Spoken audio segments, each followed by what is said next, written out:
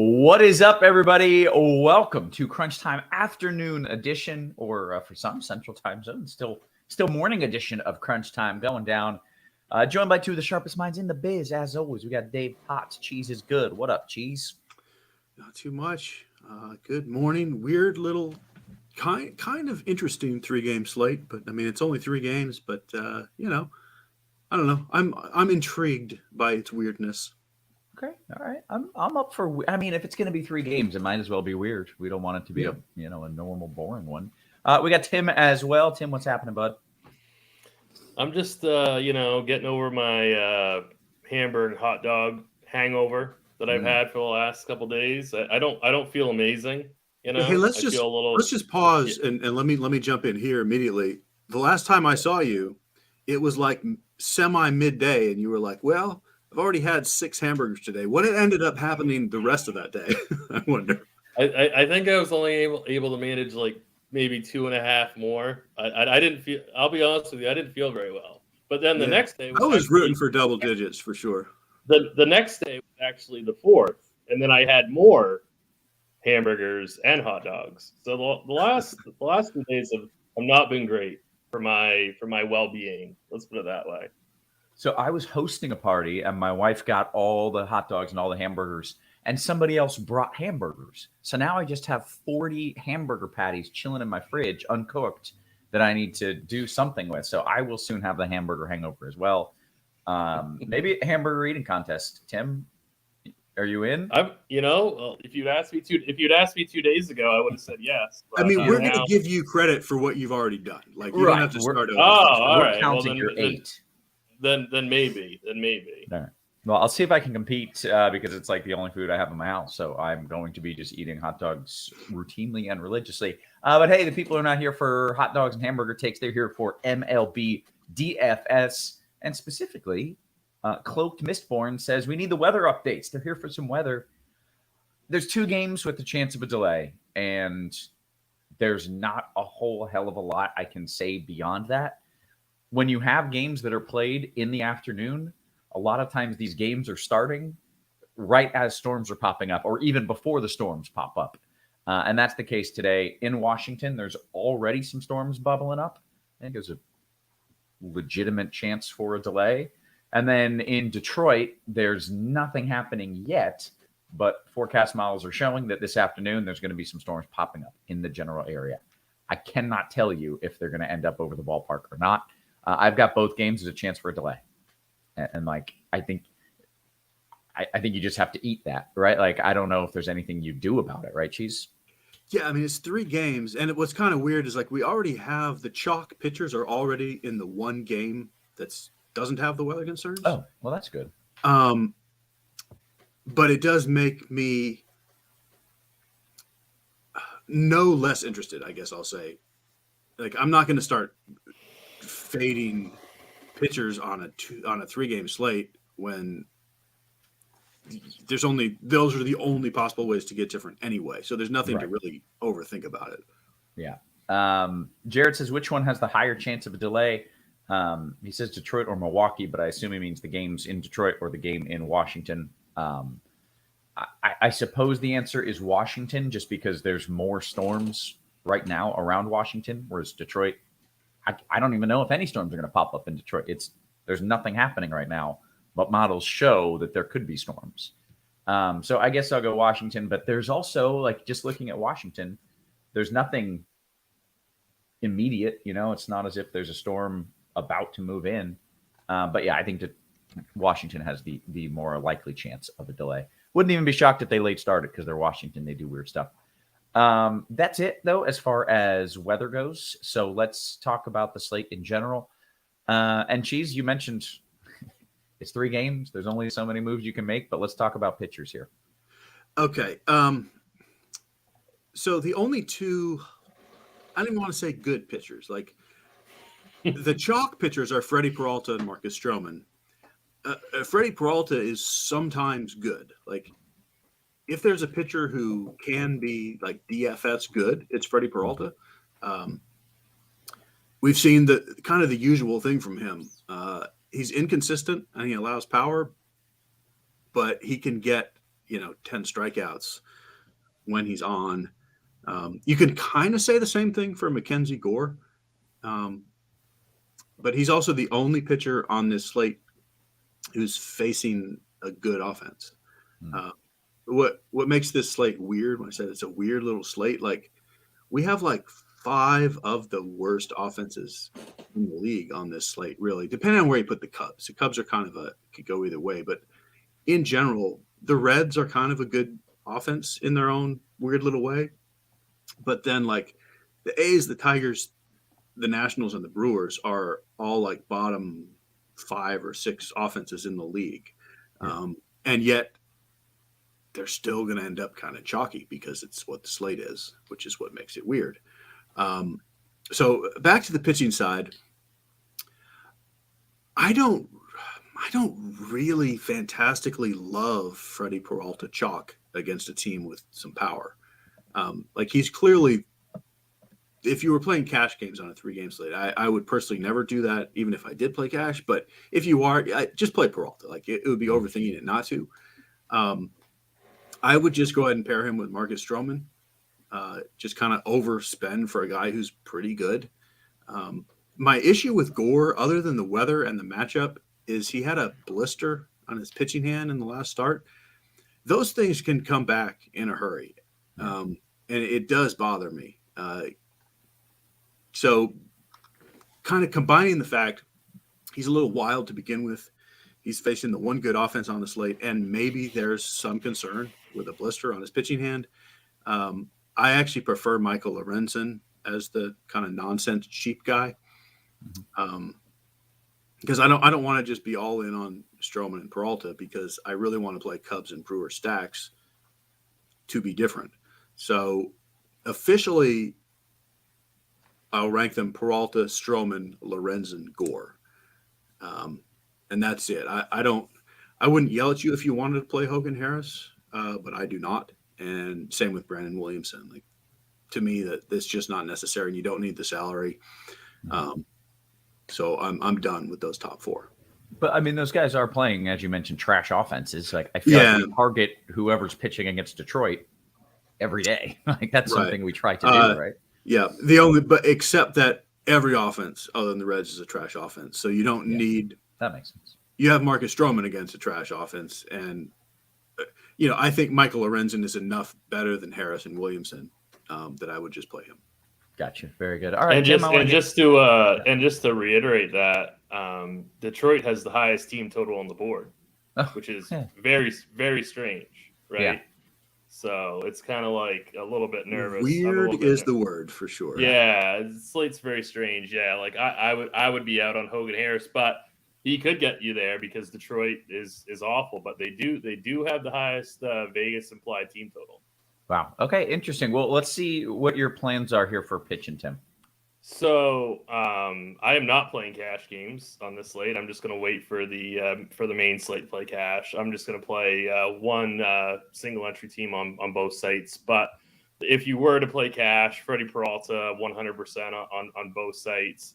I rank the pitchers in the exact same order as Cheese on DraftKings. I'd go Peralta, Stroman, Lorenzen, Gore.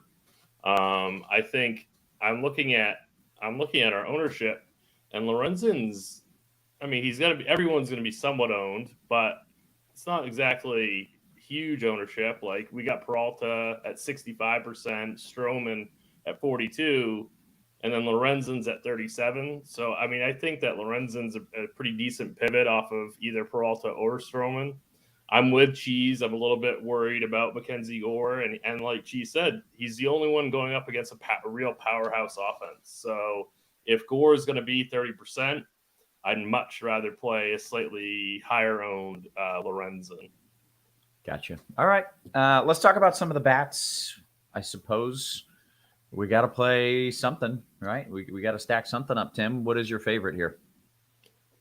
I mean, if you look at projected ownership, you're going to see a ton of Reds and Nationals. Okay. Like they're like, I think you have to go by 10 or 11 names before you see another bat from a different team other than a Red or a National.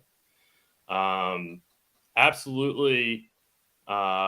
I think Cincinnati is by far the best team. They're also pretty expensive, but salary isn't really a thing because you have cheap options either with Detroit or Oakland. Some of the Washington bats are pretty cheap as well, so I don't think you have to worry too much about salary. So Cincinnati is my top overall stack.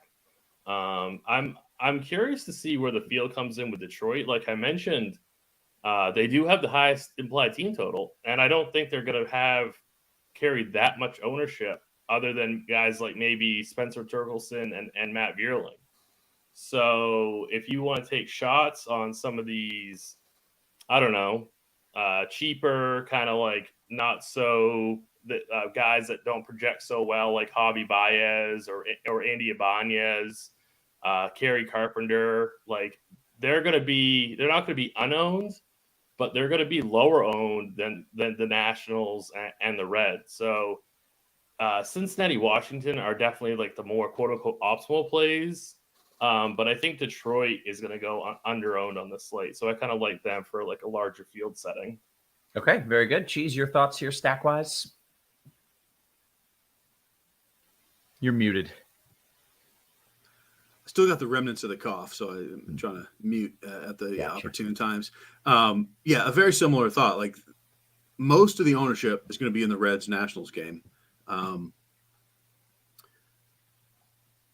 I do kind of like Detroit, but I really kind of just like the Cubs in the just playing for first place in a tournament thing. Like right.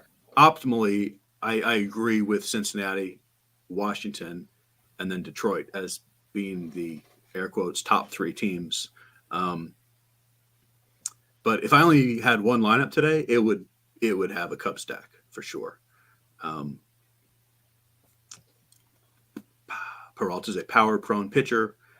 Other than the Reds, the Cubs are the only team that kind of has actual power more than in a couple of nonsense spots. The other thing I would say, especially if you're stacking the Nationals, just leave the salary.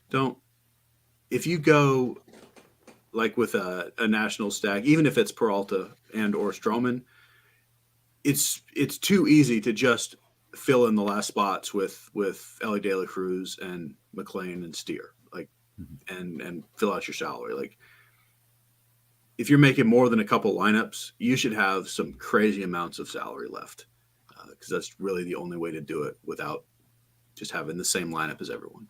Gotcha. Speaking of Ellie, did you see his shenanigans last night? I did. It was so awesome. That was one of the coolest things a baseball player has ever done. Is he kind of the new guy on your on your list, Kevin? I mean, how can you not love that dude? He's incredible. Yeah. He's so good. And then he told them to check the bat after he hit a bomb. Like, that's amazing. And he's definitely getting plunked today, right? Like they're throwing at him today. I would say yes. Yeah, I feel like but that's that's a guaranteed stolen base for him. So yeah. I'm on board. That's true. That's a good point. That's a free 7 points, like, automatically right there. Right. Okay, we'll take it. That'll work. All right. Here is the time in the show where we do a little position by position. Let's go around the horn. I realize with 3 games, I don't know. You guys might just be in agreement on everything, but it's a pretty big horn go ahead to go around. Yeah. It's lead us off. So catcher, I do think you want to include some catchers in your Fanduel pool. Mostly just almost everything is mostly in a stack. But I do think Keibert Ruiz is quite playable on Fanduel as well. I think you probably want to split up your Ruiz and Riley Adams in national stacks, just to make sure you're getting a little different.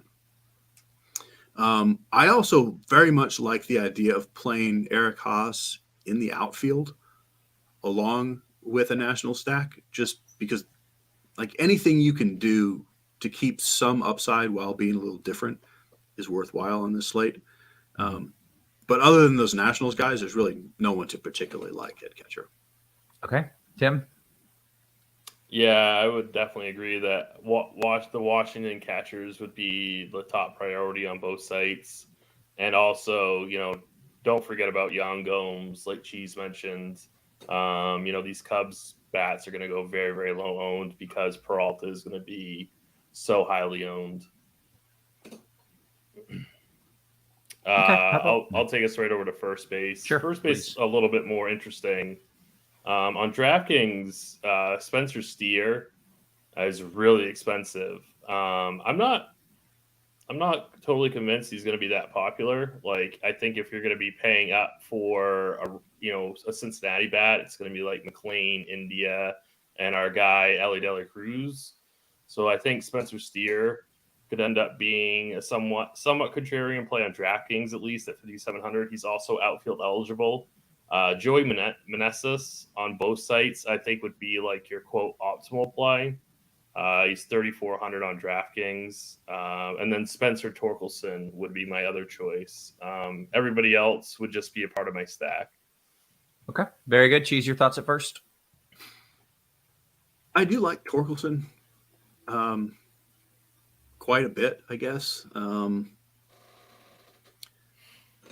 And yeah, same thing. Like Spencer Steer, sure, he's fine. And you do have salary. But I think I like Torkelson and Joey Meneses kind of just as much. And then I also like going way down to Jared Young and just eating the salary on DraftKings. Okay. Second base, Cheese. So we have Andy Ibanez as the cheap guy on both sites. You don't really need a cheap guy, but he's still there, and he is going to be not popular, but he'll be in every Tiger stack. And I'd play him. I'd play him more as a one-off and just not play him in every Tiger stack. But mostly this position is about the Reds. You have two Reds on each site. You have India and then Senzel on Fanduel and McLean on DraftKings. I like McLean definitely ahead of India if you're spending up on DK. But I do kind of like going to Senzel instead of India on Fanduel. Again, just eat the salary, and then you're a little different in a red stack. Yep. Okay. Tim, your thoughts at second? Yeah, so I kind of thought, my thinking is that Tony Kemp is the cheap guy, but I mean Andy Ibanez is absolutely fine as a cheap guy also.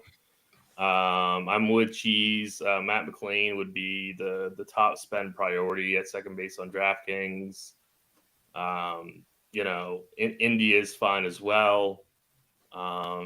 Second base on DraftKings is kind of weird. It's kind of like Ibanez, Kemp, McLean, India, and that's it.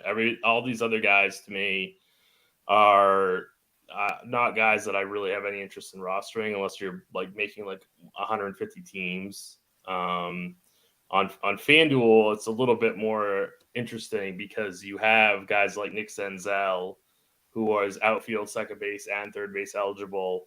You can kind of have a little bit more flexibility on FanDuel at second to like spread out, whereas DraftKings there just isn't as many options to choose from.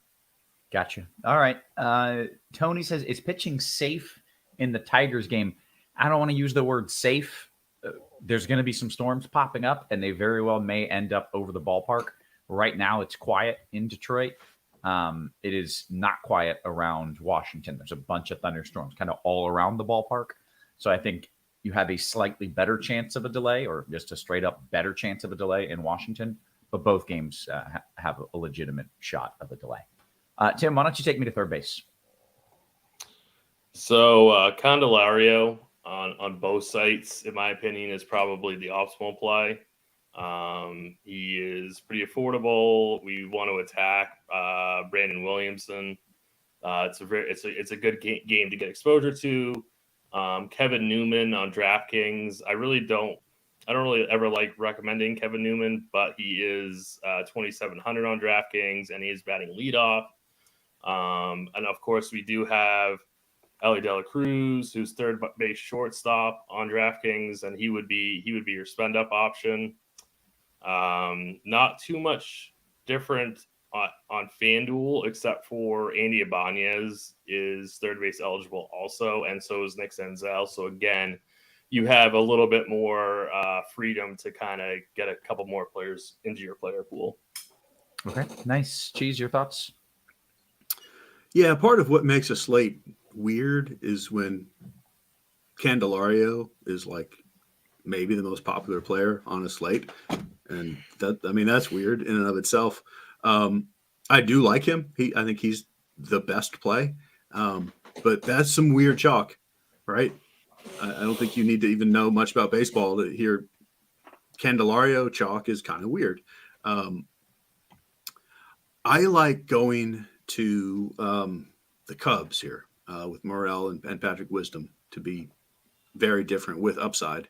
The very obvious way to be not different, but spend up to be similarly owned is Ellie De La Cruz. He's the very obvious high upside third base play. But you just stay out of that game. If you don't play Candelario or a red, then you're different, and that's what I prefer to do with the Cubs mostly. Okay. If you fade that whole game somehow, that's going to be like you're going to be so completely different because that game is going to be so highly owned. Yeah. Okay. Cheese, what are your thoughts at shortstop? So we're back to the same game because both McLean and De La Cruz are shortstop eligible on both sites, and that's your chalk. I love them both. I mean, yeah, those are the two best shortstops, but they are expensive. You have salary, but like if you're going with Peralta and Stroman on DK, or at least with Stroman on FanDuel, it is a little tough to get them. So I think that will make Kevin Newman also kind of popular-ish on FanDuel, but then that's just your third red. So the lesson here is the best plays are the reds, but I don't like them that much more than everything else to make them worth that kind of ownership. Javi Baez and Willie Adames, even in Stroman lineups, are the guys I'm using to be different. That's really it. Like this position has nothing. Okay, great. Tim, shortstop. Yeah, so CJ Abrams as part of like a contrarian Nat stack, like Washington's going to be popular, but I don't think CJ Abrams is going to garner much ownership at all.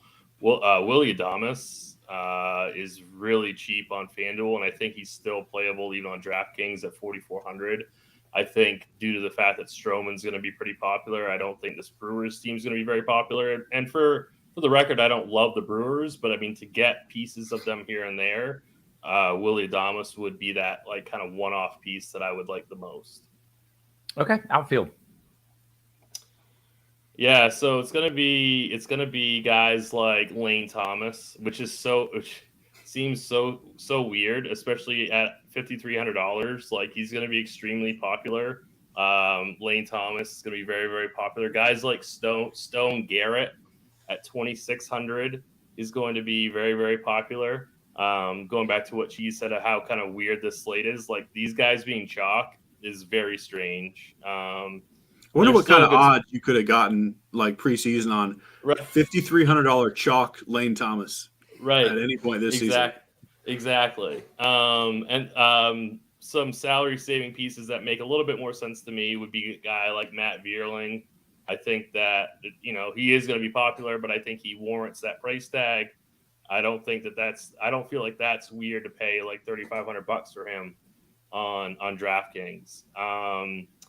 Like again, like what I said about CJ Abrams, like going to a guy like Alex Call as a contrarian piece of a popular stack. I think 2,200 bucks for him on DraftKings, and Cheese can talk about how like eating salary on a small slate. So like instead of playing Lane Thomas at 5,300, you just eat the 3,000 and play Alex Call. Like if you're making 50 teams, it's like something like that. I mean, it's a way to get different on a super small slate. So it's just a way to get different with your stacks. Again, Andy Ibanez is outfield eligible on DraftKings. Kerry Carpenter. I think those are all strong plays. Okay. Cheese, have we done it all? We need your thoughts in the outfield. There's not too much different. Just to kind of back up something I saw Daryl posted in the chat. Yeah, like Lane Thomas is absolutely worth 5,300 against Brandon Williamson. Like it's weird, and like who would have guessed it? But like it's legit. I mean, Lane Thomas is an actual $5,000 baseball player. It's just the ownership. Yeah, it's just like nearly 50% on Lane Thomas is weird. I don't know whether it's good or not. I think you could also do some cheap Oakland bats in the outfield, even in a Lorenzen lineup. A JJ Bleday or Seth Brown as a one-off is completely viable. But yeah, there's really no one else to mention here. Okay. Then all we got to do is take a few QQs and give some home run picks. And Tim, I'm going to give you the honor of giving us a home run pick today. All right. I'm going to go Stone Garrett. And then you want to, I'm assuming, Stone Garrett and Javi Baez. Very good. Cheese, you got a couple names for me? Chris Morel, Patrick Wisdom. Oh, okay. Those are solid. All right. Let's see if we got any QQs. If not, we're going to bounce on out of here because I've got 9 hamburgers to eat. So let's take the lead. Take the lead. That's right. Mama didn't raise no quitter over here. Let's see what we got. Do we have any questions? No, not really. David says, this is kind of a strategy question. Cheese, David says, is it better to stack or pick one-offs on small slates like this? I love your approach of just not playing the chalky game. And I mean, that makes you. Yeah. I mean, it's pretty hard to imagine it not being a stack on this kind of slate. Mm-hmm. Just don't play the obvious stack in the obvious way, is how I would say it. Okay. Casey Smith says, what are your thoughts on Williamson? I don't know who that is.